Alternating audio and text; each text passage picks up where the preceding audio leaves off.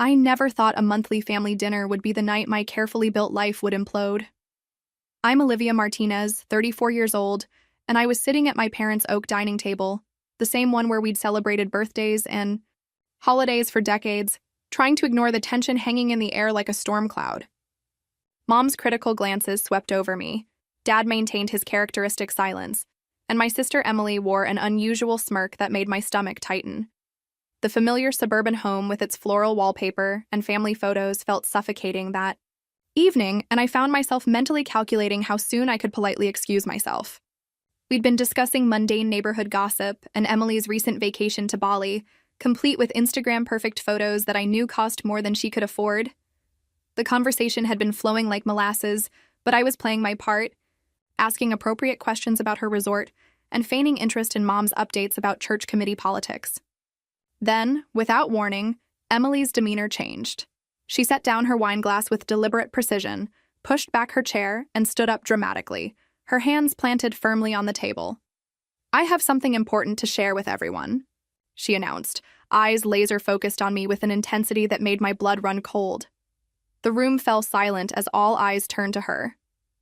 "She's been hiding millions. My sister is worth $6.8 million while watching us struggle."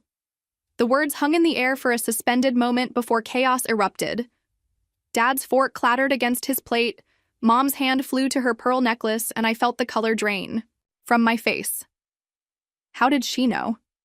The financial details of my life were meticulously private. Before I could gather my thoughts, Mom's expression transformed from shock to calculation faster than I could blink. She nodded slowly, as if Emily's revelation simply confirmed a long-held suspicion, then locked eyes with me.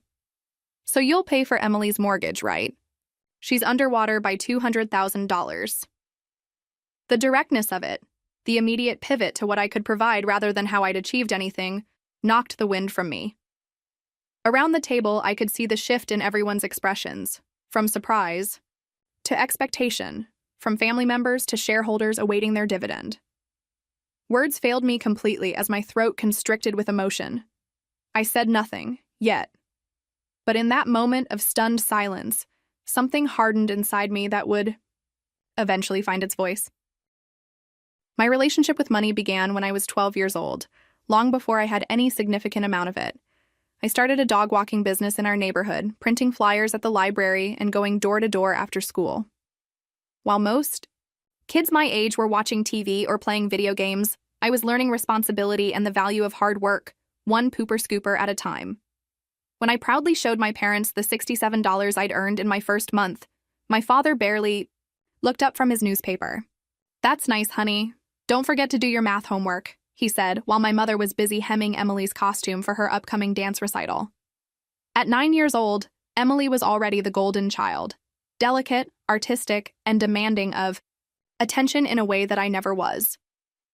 My parents never missed one of her performances, the auditorium seats permanently indented with the shape of their enthusiastic applause.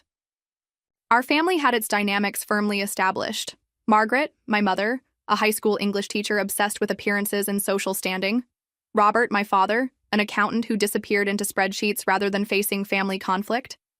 Emily, my younger sister by 3 years, who had mastered the art of being the center of attention. And me, the practical, independent child who learned early that self-reliance was my only reliable option. The contrast in how we handled money was evident from our birthday gifts. I would carefully save the checks from relatives, depositing them into the savings account I'd begged my parents to help me open. Meanwhile, Emily would spend her birthday money before the wrapping paper hit the floor, usually on trendy clothes or concert tickets. My interest in finances deepened in high school when I met Mrs. Chen, my economics teacher who recognized something in me that my family never seemed to notice. "You have a mind for business, Olivia," she told me after I'd completed an extra credit project analyzing a public company's quarterly report. "Most adults don't understand profit margins the way you do." Under her mentorship, I joined the Junior Business Leaders Club and spent lunches learning about investment strategies while my classmates gossiped in the cafeteria.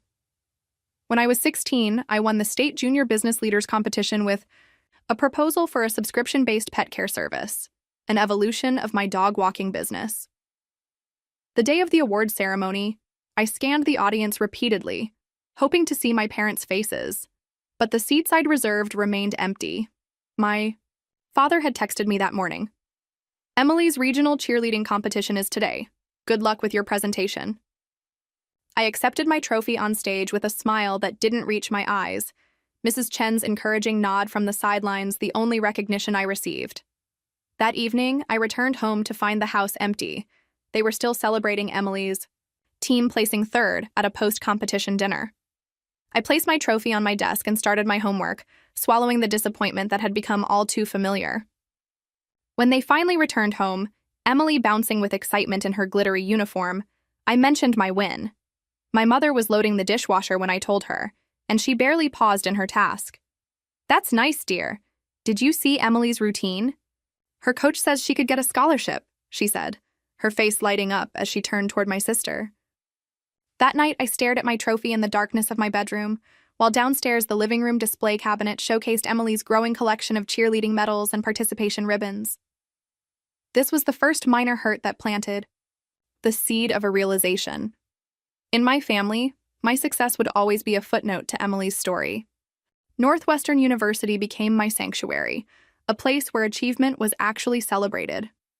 I'd earned a partial scholarship and worked 20 hours a week at the campus bookstore to cover the remaining costs. While other students complained about early morning classes, I was up at 5 a.m. to review financial reports before my shift started. Double majoring in finance and computer science meant my social life was practically non-existent, but I was driven by something deeper than the desire for weekend parties. During my sophomore year, I began developing an investment algorithm as part of a computational finance project. What started as an academic exercise became an obsession as I recognized its potential. Using the $3,000 I'd saved from my campus job, I tested my algorithm in the real market. Within 6 months, that initial investment had grown to $15,000, a return that validated both my approach and my instincts. While my classmates received care packages and regular calls from home, my phone only rang when Emily needed help with a paper or when my parents remembered to check in, usually with questions about when I'd be visiting, or if I could help Emily with her community college applications. The contrast between my academic environment, where professors valued my insights, and my family dynamics, where I remained peripheral, grew sharper with each passing semester. After graduation, I landed a position at Meridian Capital, a prestigious investment firm in Chicago. The starting salary was impressive for a new graduate, but what excited me most was the opportunity to learn from industry veterans. Meanwhile, Emily had dropped out of community college after 3 semesters, declaring it too restrictive for her creative spirit. My apartment in Chicago's River North neighborhood became my true home, a place where I could pursue my ambitions without apologizing for them. It was at a financial technology conference that I met Jason Kim, a tech entrepreneur who recognized something in my questions during his presentation. "You're thinking 3 steps ahead of everyone else in the room," he told me over coffee afterward. "Have you ever considered building something of your own?" That conversation sparked a partnership that would change my life. Within 6 months, I'd left Meridian to join Jason in creating Capital Flow, a fintech platform that used advanced algorithms to optimize investment strategies for small to medium businesses, an evolution of the project I'd started in college. We worked 18-hour days out of a tiny office, living on caffeine and determination. When we secured our first round of venture capital funding, $1 million to expand our team and refine our platform, I was ecstatic. That night, I called my parents, eager to share the news that validated years of hard work.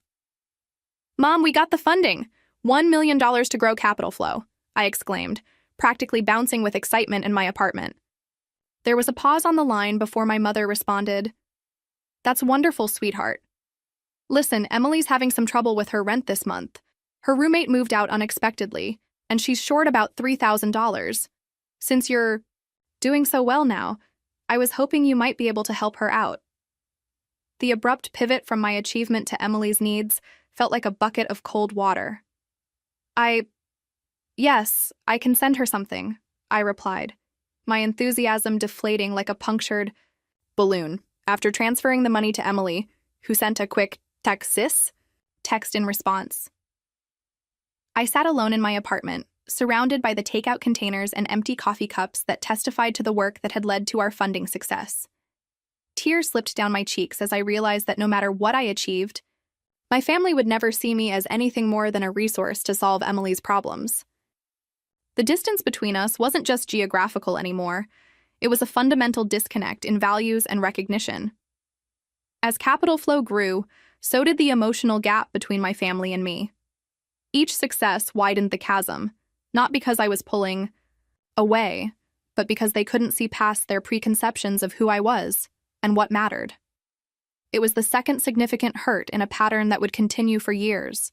My achievements rendered invisible, while my ability to provide financial support remained the only measure of my worth to them. By the time Emily turned 25, she had cycled through 7 jobs in 3 years. Retail positions, administrative roles, a brief stint as a personal trainer, each one abandoned when it became too limiting or when a supervisor had unreasonable expectations, like consistent punctuality. Despite her employment instability, Emily's lifestyle defied her income constraints. Her Instagram feed showcased designer handbags, weekend getaways to coastal resorts, and meals at restaurants where appetizers cost more than I spent on entire dinners. During one of my rare visits home, I witnessed Emily's shopping addiction firsthand. We were supposed to have lunch together, a sisterly bonding activity our mother had orchestrated, but our quick stop at the mall turned into a 3-hour shopping spree.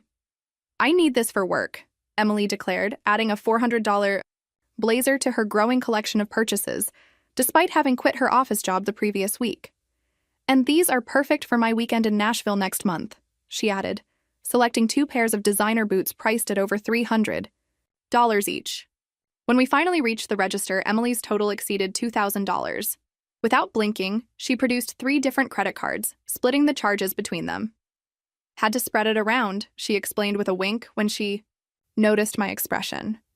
"I'm pretty close to the limit on all of them." That evening at dinner, Emily casually announced she was quitting her current job as a receptionist at a hair salon. "I need to find myself," she declared, twirling pasta around her fork. "I'm thinking of traveling for a while, maybe Southeast Asia. It's supposed to be life-changing." My father nodded thoughtfully while my mother beamed. "That sounds wonderful, honey. Travel is such an education." Neither of them asked the obvious question: how would she finance this journey of self-discovery? The answer came 3 months later when Emily returned from Bali with a tan, dozens of spiritual enlightenment quotes to share on social media, and $22,000 in credit card debt. The exchange rate was confusing, she explained with a shrug as my parents gathered around their dining table, credit card statements spread before them. I watched from the doorway as my father sighed, removed his glasses, and rubbed the bridge of his nose. "We'll figure it out, Emily. We always do." They liquidated a portion of their retirement fund to pay off Emily's debt, a financial decision that made my stomach clench with anxiety for their future. 2 weeks after the Bali bailout, my mother called to discuss Emily's engagement to Brad, a self-described real estate developer whose actual career seemed to consist of endlessly, almost closing property deals. "We're so excited," my mother gushed. "Emily's thinking June for the wedding. Of course, it will be quite an affair. She deserves the best." The conversation pivoted precisely as I'd come to expect. "We know you're doing well at that company of yours. Emily's thinking about the Westlake Country Club for the reception. Since your father and I are covering the ceremony and her dress, we hoped you might contribute to the reception costs. Around $20,000 should cover it." The request hit me like a physical blow. "Mom, that's a lot of money," I said carefully. "Have Emily and Brad considered something more aligned with their budget?" My mother's tone cooled immediately. "This is your sister's special day, Olivia. We've always made sacrifices for family. Your father and I are remortgaging the house to help with wedding expenses. Emily says you have a good job. Surely you can contribute to your only sister's happiness." That was the third significant hurt. The expectation that I should drain my savings for an extravagant wedding while my parents endangered their retirement security. The wedding was every bit as lavish as Emily had planned, with a final price tag approaching $100,000. My parents smiled through the celebration, though I noticed the new lines around my father's eyes and the way my mother's laugh had a brittle edge. I contributed the requested amount, telling myself it was an investment in family peace, though the return on that investment proved questionable at best. 3 months after returning from a honeymoon in the Maldives, partially funded by my wedding gift. Emily and Brad began house hunting in an upscale neighborhood where homes started at 7 figures. "We found the perfect place," Emily announced during a Sunday call. 5 bedrooms, pool, home theater, room to grow into. When I asked about the financing, her answer confirmed my fears. "Mom and Dad are helping with the down payment, but we were hoping you could chip in too. Just $50,000 or so. Brad's got a big development deal coming through next month, so we can pay you back then." I declined as gently as possible, suggesting they consider a starter home instead. Emily didn't speak to me for 2 months afterward, and my mother's calls became pointed discussions about family loyalty. The pattern was set in stone. Emily's financial irresponsibility yielded no consequences because someone, usually our parents, occasionally me, would always come to the rescue. Each bailout reinforced her behavior while depleting our parents' security and testing the limits of my patience. The most troubling aspect wasn't Emily's spending, but my parents' enabling response and their expectation that I would follow suit, regardless of the financial strain or fundamental unfairness of the situation. The email arrived on a Tuesday morning, its subject line deceptively mundane: Capital Flow Acquisition. Final terms. I was in the middle of a team meeting when my phone buzzed, and I excused myself to take the call from our legal team. "It's done," our attorney said, her voice betraying more emotion than I'd heard from her in 3 years of working together. "The board approved the final terms. The deal closes next Friday." After 4 years of 16-hour days, missed holidays, and sacrificed weekends, Capital Flow was being acquired by Vertex Financial, a major financial services company that wanted our proprietary algorithm and client base. My share of the acquisition was $4.2 million, a number so large it didn't feel real as I stared at the documents later that evening. Jason popped a bottle of champagne in our office, the small team that had built something valuable enough to attract a company valued at billions celebrating our validation. "To making something from nothing," he toasted, and we clinked glasses as the reality began to sink in. That night, alone in my apartment, I allowed myself to feel the magnitude of what had happened. Financial security, real, lasting security, was now mine. No more anxiety about emergency funds or retirement planning. No more mental calculations about whether I could afford both the dental work I'd been postponing and the security deposit on a better apartment. But as the initial euphoria settled into a steady warmth of accomplishment, I made a deliberate decision. My lifestyle would change only modestly, and my newfound wealth would remain private. The reasons were practical at first. I'd seen how lottery winners and sudden inheritors often lost everything through poor planning and impulsive decisions. I wanted to be thoughtful about my next steps. But there was another reason, one I acknowledged only in the quietest moments of honesty with myself. I knew exactly what would happen if my family discovered the extent of my wealth. I purchased a beautiful but not ostentatious condo in Chicago's Gold Coast neighborhood, an upgrade from my rental, but nothing that screamed multimillionaire. I continued working as a consultant, partly for the intellectual challenge, and partly to have a simple answer to the question, what do you do? My investment strategy focused on diversification and long-term growth rather than flashy, high-risk ventures. A significant portion of my wealth went into establishing a foundation that provided STEM scholarships for young women from middle-class backgrounds. Girls like I had been, with ambition but limited resources. This particular investment gave me more satisfaction than any luxury purchase could have. The Christmas after the acquisition, I flew home with carefully selected gifts, thoughtful but not extravagant. Emily greeted me in the driveway, showing off her new Range Rover with animated excitement. "Isn't it gorgeous? Brad got it for me as an early Christmas present," she exclaimed, running her hand lovingly over the hood. I later learned from my father that the SUV was financed at a punishing interest rate, with payments that strained their monthly budget. The disparity between our approaches to money had never been more apparent. Inside, my mother fussed over Emily's new diamond earrings, while barely glancing at the cashmere sweater I'd brought her. "Emily has such exquisite taste," she said, admiring the sparkling stones. "It's so nice that she can be generous even when she doesn't have much. You could learn from her giving spirit, Olivia." I excused myself to the bathroom, where I pulled out my phone and checked my investment app, a habit that had become almost compulsive since the acquisition. The screen showed my current assets, $5.6 million and growing steadily. I stared at the number, then at my reflection in the mirror, and made a silent promise to myself. They'll never know, and that's better for everyone. The decision to hide my wealth wasn't about deception, but self-preservation. I'd seen how money changed relationships, how it transformed family members into supplicants and friends into opportunists. The fortune I'd built through work and calculated risks was the foundation of my independence, and I wasn't willing to sacrifice that independence on the altar of family expectations. This was the fourth significant hurt in my journey, the realization that I couldn't share one of my greatest achievements with the people who should have been most proud of me, because their response would inevitably transform my success into an obligation to solve their financial problems. Instead of celebrating my accomplishment, they would see only what I could provide.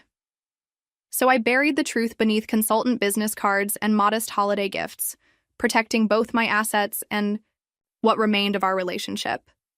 3 years after the Capital Flow acquisition, my net worth had grown to $6.8 million through careful investments and continued consulting work. I'd found a balance that worked for me, challenging professional projects, meaningful philanthropic efforts, and a small circle of genuine friends who knew me before I had wealth and treated me no differently after. My relationship with my family had settled into a predictable pattern. Monthly phone calls with my parents, occasional text exchanges with Emily, and the requisite holiday gatherings where I played my role as the responsible older sister with the stable but unremarkable career. The first hint that something had changed came in the form of an article in Chicago Business Quarterly, featuring 40 under 40 professionals making an impact in the financial sector. The piece mentioned my role in developing Capital Flow's algorithm and the subsequent acquisition by Vertex Financial, though it didn't specify financial details. I thought nothing of it. The magazine had a limited circulation, and my family had never shown interest in business publications. What I didn't realize was that Emily had developed a habit of Googling both me and Jason whenever she felt particularly frustrated with her own financial situation. She'd stumbled across the article during one such search and, intrigued by the acquisition mention, had begun digging deeper. The details of what happened next emerged only later. Emily visiting my condo during a trip to Chicago, ostensibly to catch up, asking to use my bathroom, and then rifling through papers in my home office while I took a work call. She found investment statements, foundation documents, and enough financial breadcrumbs to piece together the reality of my situation. Rather than confronting me directly, she took photos with her phone and returned to our parents with her discovery. Together, they planned the confrontation that would occur at our next family dinner. The invitation came from my mother, her voice carrying an unusual insistence. "It's been too long since we've all been together, Olivia. Your father and I really want to see you. Emily and Brad will be there too. They have some news to share." Something in her tone triggered a warning bell, but I dismissed it as paranoia. "Sure, Mom. I can drive down next Friday." When I arrived at my parents' house, the atmosphere felt charged with an unusual tension. My mother hugged me with an intensity that felt performative rather than affectionate. My father lingered in the handshake a moment too long. Emily greeted me with a smile that didn't reach her eyes, while Brad nodded awkwardly from behind her. The dinner itself was a masterclass in loaded conversation. My mother mentioned rising property taxes and the strain on their fixed income. Emily complained about their mortgage rate reset and casually mentioned they might need to consider bankruptcy if something didn't change. Brad talked about a development deal that had fallen through, costing them the deposit they'd put down. Each comment was delivered with sideways glances in my direction, as if testing my reaction. I responded with appropriate sympathy, but kept my own financial situation deliberately vague. "It's tough out there," I acknowledged. "The consulting business has its ups and downs, too." As my mother served dessert, my favorite apple pie, which should have been another warning sign, Emily set down her fork with deliberate precision. The same deliberate precision she'd used at countless family gatherings when preparing to make an announcement or start an argument. She pushed back her chair and stood, reaching into her purse to extract several folded papers. "Before we finish, dinner," she said, her voice carrying an edge I recognized from childhood confrontations. "I think we need to address the elephant in the room." She unfolded the papers, printouts of my investment statements with certain numbers highlighted in neon yellow, and placed them on the table. "Our sister the millionaire, all this time watching us struggle while sitting on a fortune." The words landed like physical blows, each one punctuated by the expressions transforming around the table. My father's eyes widening with surprise, then narrowing with calculation. My mother's momentary shock dissolving into something closer to vindication. Brad straightening in his chair, suddenly attentive after an evening of distraction. "Is this true?"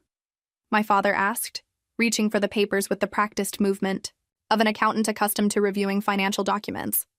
6.8 million? The number hung in the air, simultaneously an accusation and an opportunity. I felt my face flush with anger and embarrassment, not at the wealth itself, but at the invasion of privacy it represented. "Where did you get these?" I asked Emily, my voice tight with controlled emotion. "That's your response?" she shot back. Not, "I'm sorry for lying to everyone," or, "Let me explain why I've been watching mom and dad struggle while sitting on millions." The betrayal cut deep. Not just the invasion of my private papers, but the immediate assumption that my wealth made me responsible for their financial woes, that my success was somehow a crime against the family rather than an achievement to be celebrated.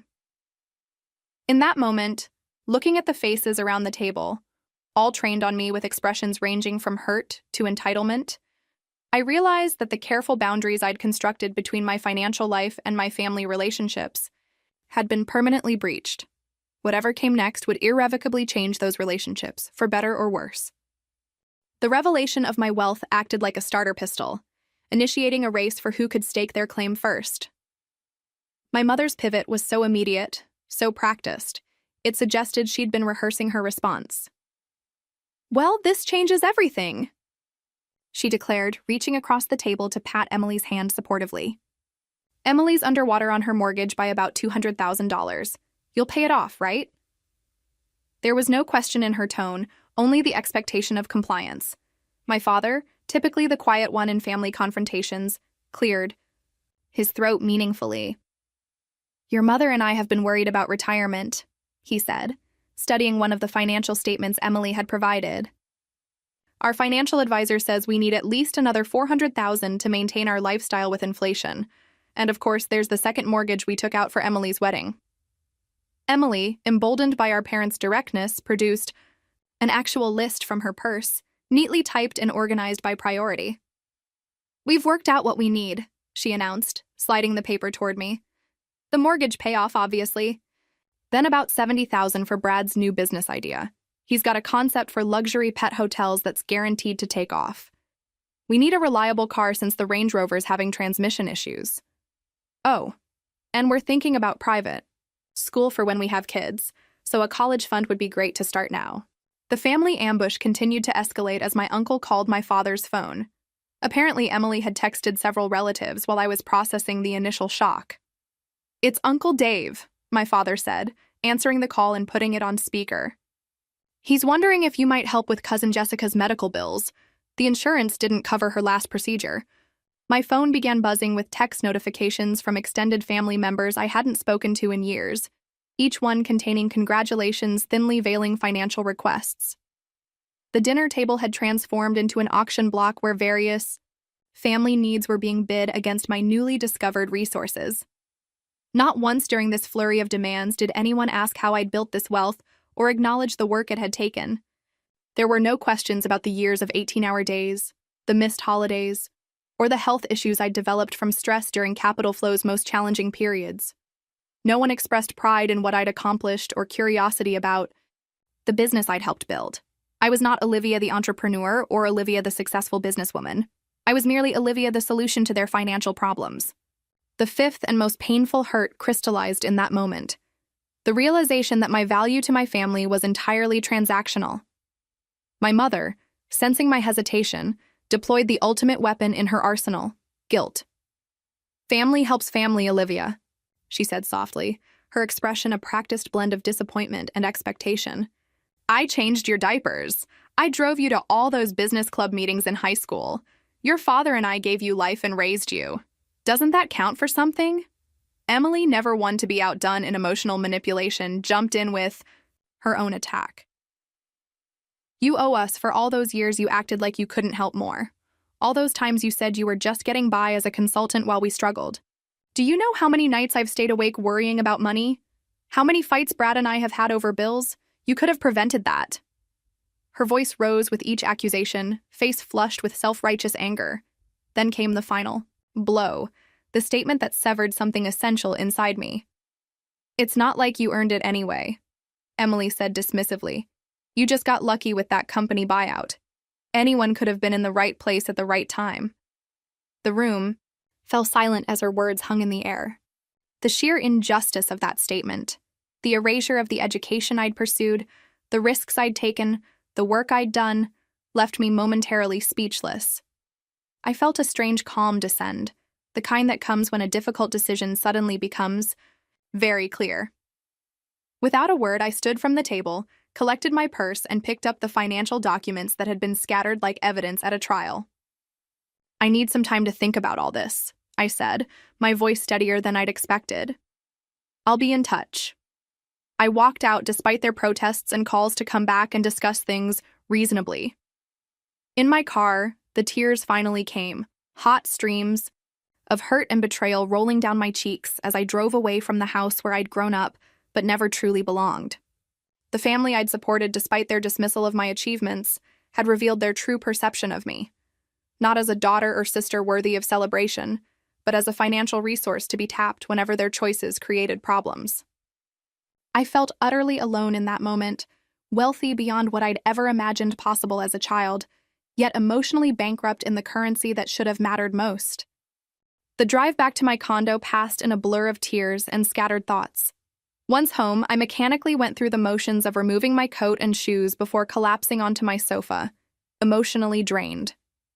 My phone had been buzzing continuously. Since I'd left my parents' house, texts, voicemails, and emails piling up like digital accusations.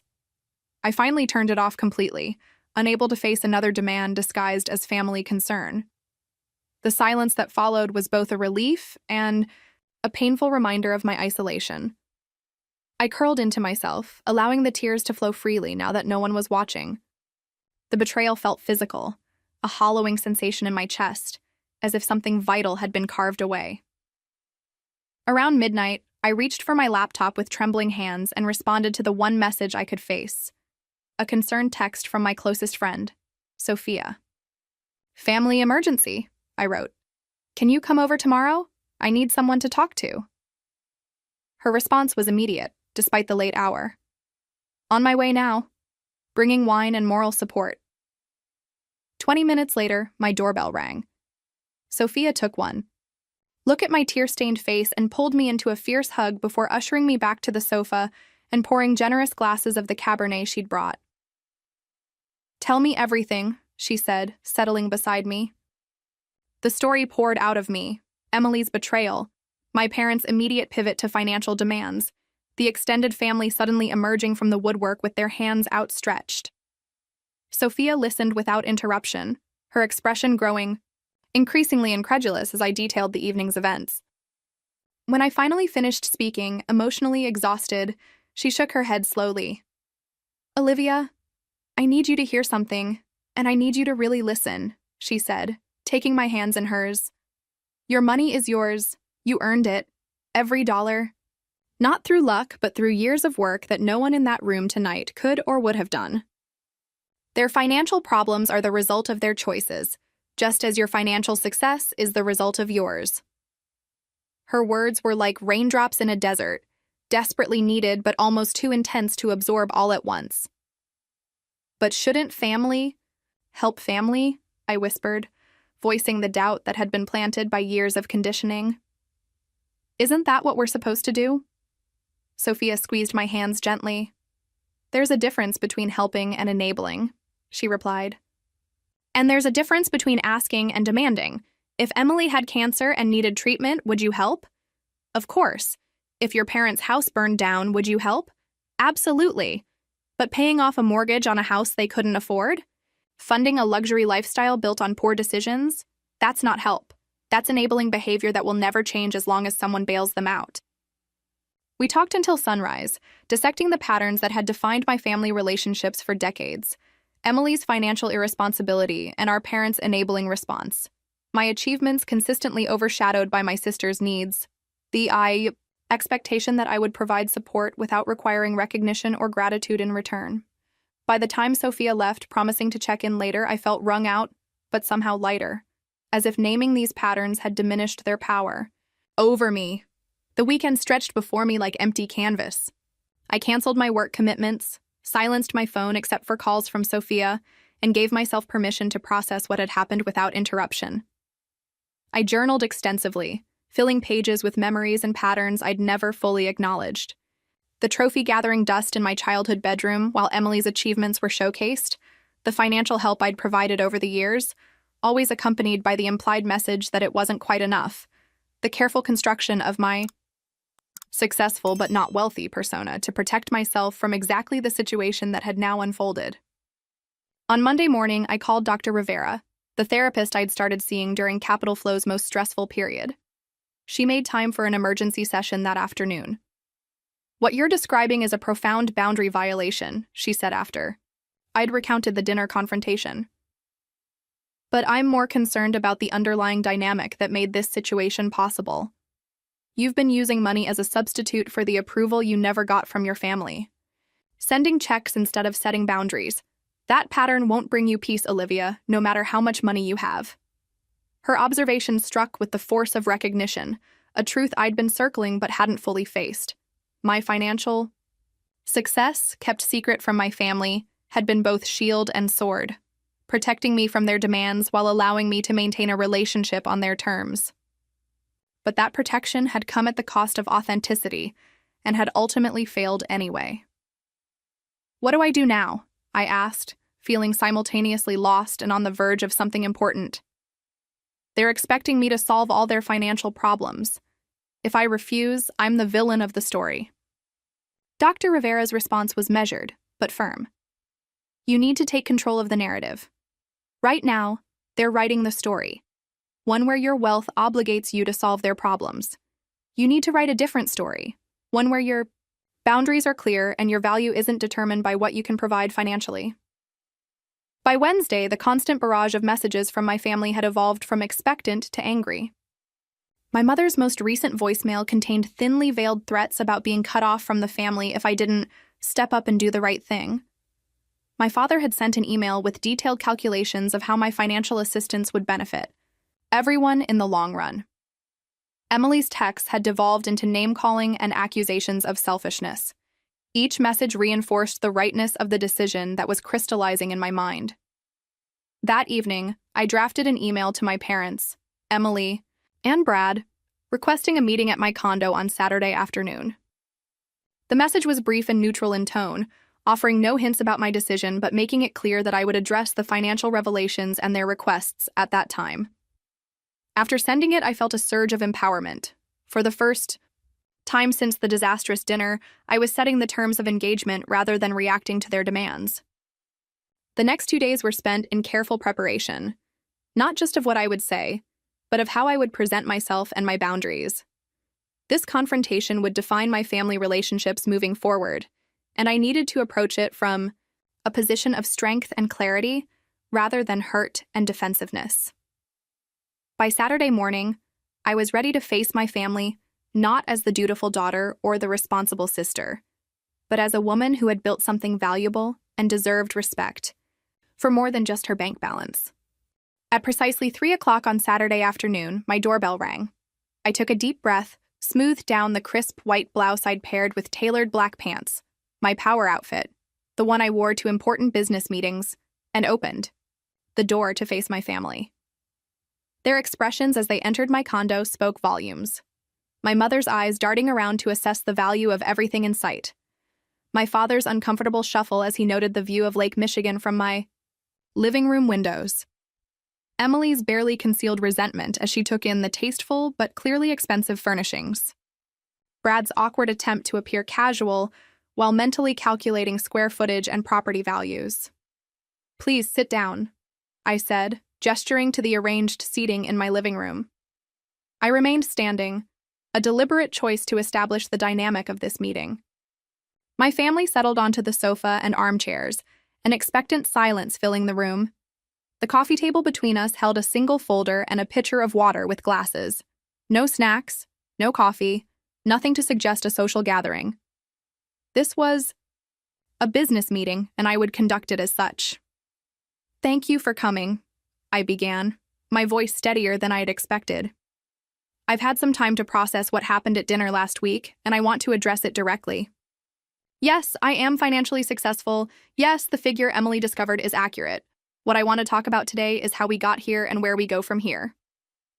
I opened the folder and removed several photographs, old snapshots I'd collected over the years. Me at 12 with my dog-walking business flyers. Me at 16 with my business competition trophy. Me during my college graduation, standing alone while other families clustered around their graduates. Me in the tiny first office of Capital Flow, surrounded by empty coffee cups and takeout containers at 2 a.m. This is the journey to that number you're all so focused on, I said, laying each photo on the coffee table. It started with a 12-year-old girl who saved her dog-walking money while her parents were busy with her sister's dance recitals. It continued with 16-hour workdays and countless sacrifices. I looked directly at each family member as I continued. The money you're now asking me to share wasn't inherited or won in a lottery. It came from years of work that none of you noticed or valued. I went without salary for 8 months during our startup's most challenging period. I developed stress-induced health issues that I'm still managing. I sacrificed relationships and personal milestones because building something sustainable was important to me. The room remained silent, their expressions a mixture of discomfort and stubborn expectation. I turned to address each person individually, starting with Emily. "You went through my personal papers and violated my privacy," I said, holding her gaze steadily despite her attempt to look away. "You've made choices to live beyond your means repeatedly, and you've never faced consequences because someone, usually our parents, occasionally me, has always rescued you. You said I just got lucky, erasing years of education and hard work that built the foundation for that luck to matter." Emily's face flushed with anger, but before she could respond, I turned to my mother. "You've always enabled Emily while expecting me to be responsible. When I achieved something, you barely acknowledged it before pivoting to what Emily needed. You've never shown interest in my successes, only in what I could provide. You remortgaged your retirement security for Emily's wedding and luxury home, then expected me to solve the financial problems that decision created." My mother's lips pressed into a thin line, her eyes narrowing with indignation, but I continued before she could interrupt. "And Dad?" I said, turning to my father, whose gaze dropped to his hands. "You've stood by and watched this dynamic play out for years without intervening. You've allowed financial decisions that endangered your future because confrontation was uncomfortable. You taught me about accounting but never about standing up for myself." I stepped back, physically and emotionally creating space between myself and their reactions. "I am not your bank," I stated clearly. "I will not pay off debts that resulted from poor choices. I will not fund lifestyles that aren't sustainable. The mortgage underwater because you bought more house than you could afford? The luxury pet hotel business with no business plan? The credit card debt from impulsive purchases? These are consequences of choices, not emergencies deserving of bailouts." The explosion I'd expected came right on cue. Emily jumped to her feet, face contorted with rage. "How dare you judge our choices? You've been lying to us for years. You could have helped but chose not to while watching us struggle." My mother joined in, her voice sharp with righteous indignation. "After everything we've done for you, this is how you repay family? With judgment and lectures? Where is your compassion?" My father remained silent, but his expression had hardened into something between disappointment and calculation. Brad shifted uncomfortably, clearly wishing to be anywhere else. I waited for the initial outburst to subside, maintaining my composure despite the emotional onslaught. When the room quieted slightly, I continued. "I'm willing to have a relationship with anyone here who can respect my boundaries. I'm willing to discuss helping with true emergencies or meaningful opportunities like education. But I am not an ATM for impulse purchases, bailouts, and luxury lifestyles. I removed a second set of documents from my folder.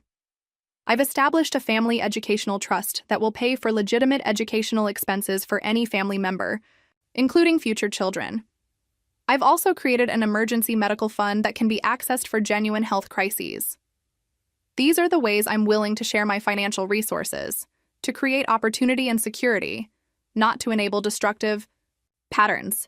Emily snatched her purse from the sofa, her movements jerky with anger. "Keep your charity. We don't need your conditions and judgment," she spat, storming toward the door with Brad trailing awkwardly behind her. "Don't call me when you change your mind about what family means." My mother stood more slowly, her expression a masterpiece of martyred disappointment. "I never thought my own daughter would turn her back on family this way," she said, her voice trembling with what might have been genuine emotion or practiced manipulation. After years of such performances, it was hard to tell the difference. My father hesitated, looking between my mother and me as if trying to calculate the cost of each potential decision. Ultimately, he followed my mother to the door with a last glance back that contained something I couldn't quite interpret. Perhaps regret, perhaps respect, or simply resignation. As the door closed behind them, I remained standing in my living room, surrounded by the photographs that documented my journey.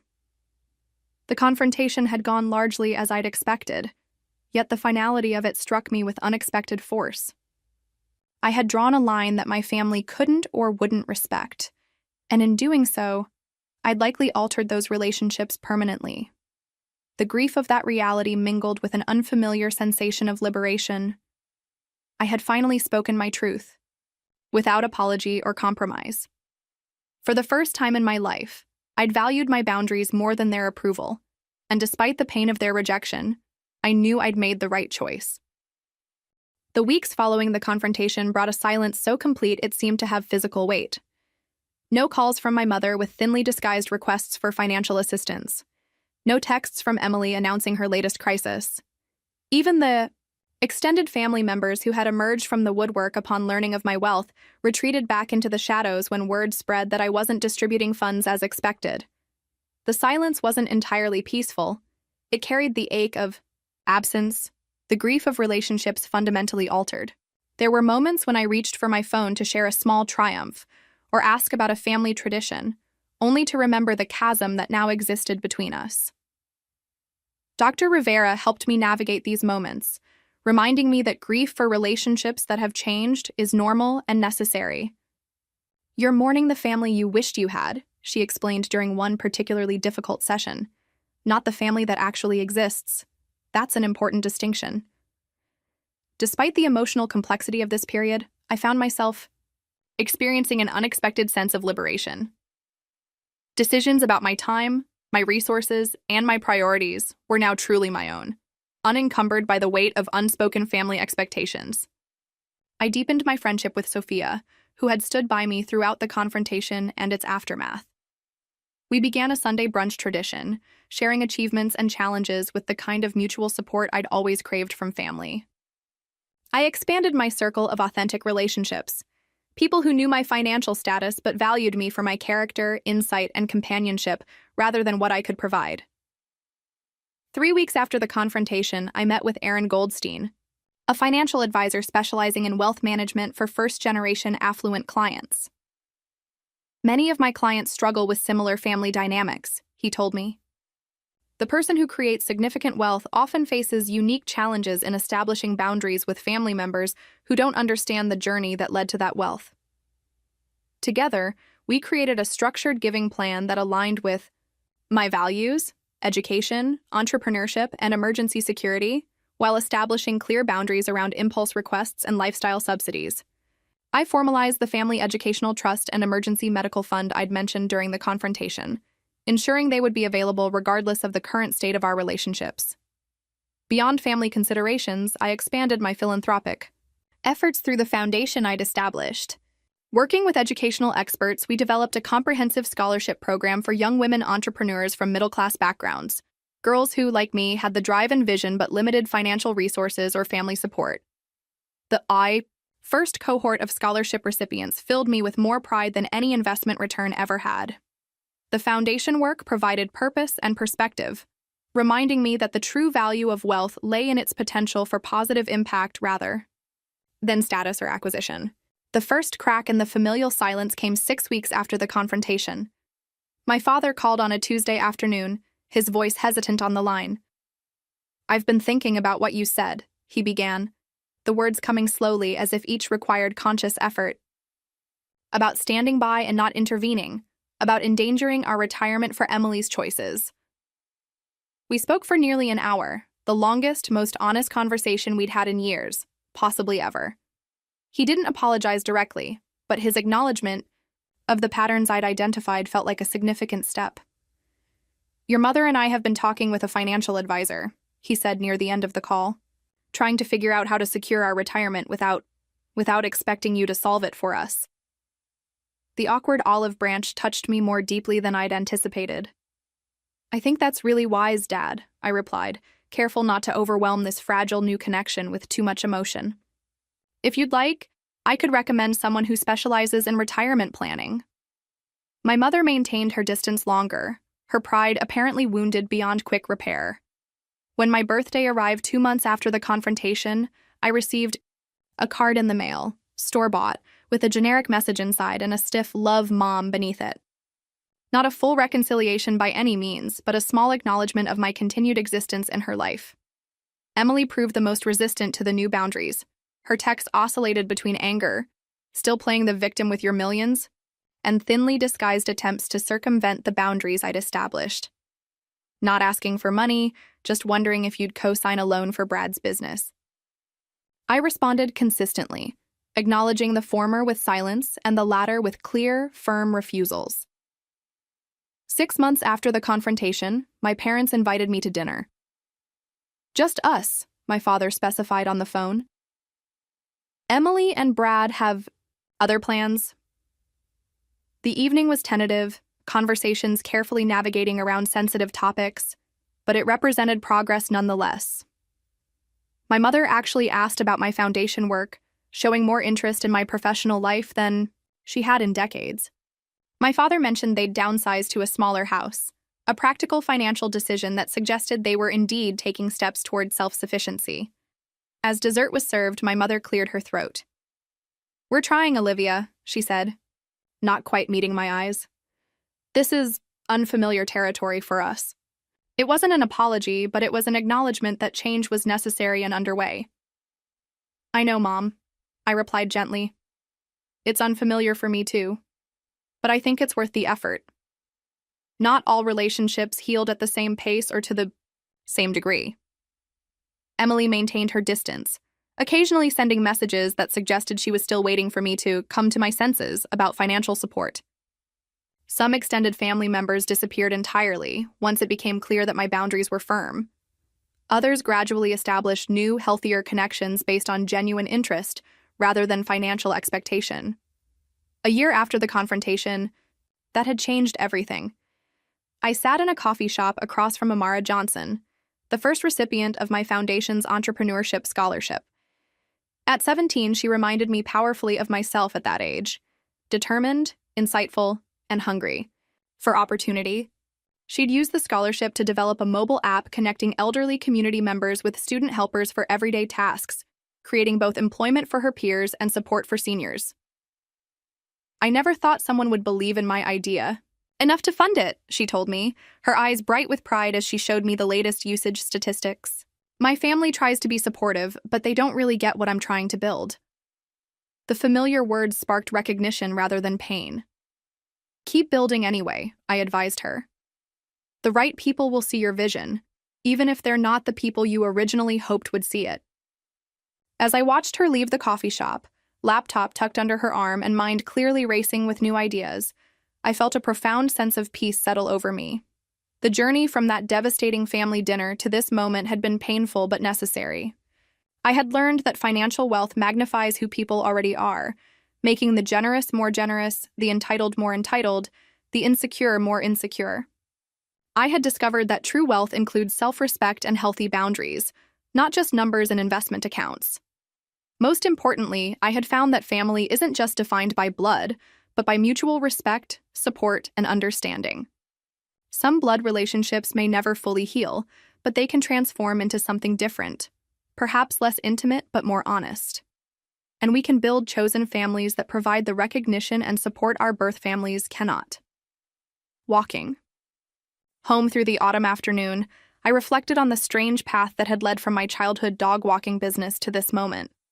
The wealth I'd built had cost me certain illusions about family relationships, but it had given me the freedom to define success on my own terms, not through external validation or approval, but through impact, authenticity, and self-respect.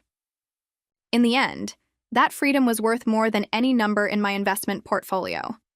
What would you do if a family member suddenly exposed your financial success to others who immediately saw you as their solution? Would you set firm boundaries like Olivia, or would you approach the situation differently?